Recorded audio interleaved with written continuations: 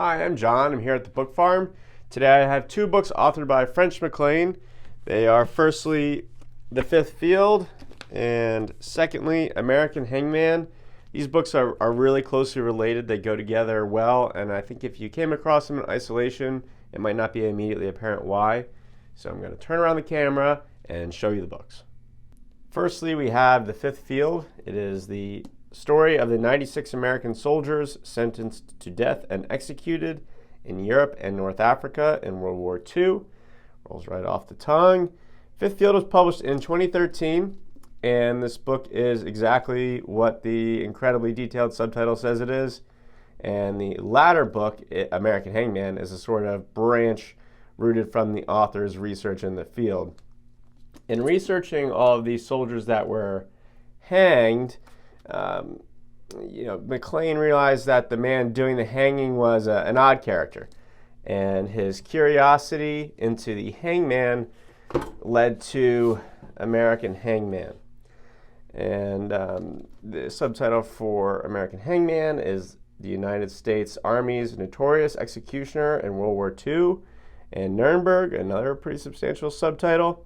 And this is a biography of John C. Woods. You can actually see Woods appears on the spines of both books here. Kind of a fun little Easter egg, I guess.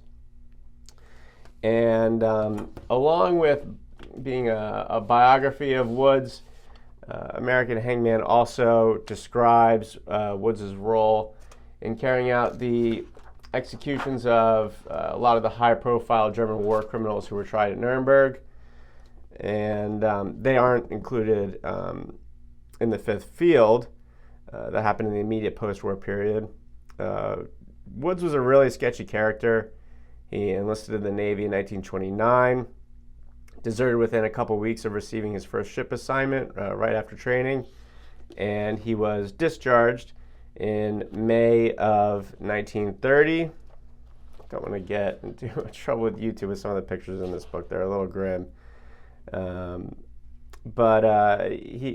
he was caught deserting, he was discharged in May of 1930, and the reason they gave, the official reason for the discharge was disability, and the disability was specified as constitutional psychopathic inferiority without psychosis. You can interpret that as you wish. And Woods did odd jobs during the Depression years, was drafted back into the military in 1943. This time with the Army, which was, that we're well into World War II by that time. The military was being a lot less selective than it was in 1930. And in September 1944, Woods volunteered for the role of hangman, claiming that he had past experience as an assistant hangman. And the author in this book, he cast some serious doubt over that claim. But regardless, Woods went on to be the primary executioner for the Army until 1950, when he was electrocuted fatally while attempting to repair an electric chair on Eniwetok Atoll. It's in the Marshall Islands. Eniwetok. I'm not positive on that pronunciation, but it's a pretty interesting story in its own right. That's a separate story. Anyway, I wouldn't describe either of these books as fun reads. I would describe them as particularly unfun reads, actually, and that's really just because of the depressing and violent nature of the subject matter.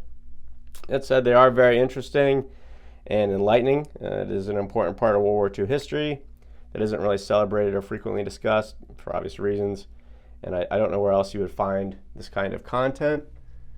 Both The Fifth Field and American Hangman are in stock and available to purchase wherever you prefer to buy your books. I will link to both on schiffermilitary.com. If you liked this video, please drop us a like, and please consider subscribing as well. Thank you very much for watching.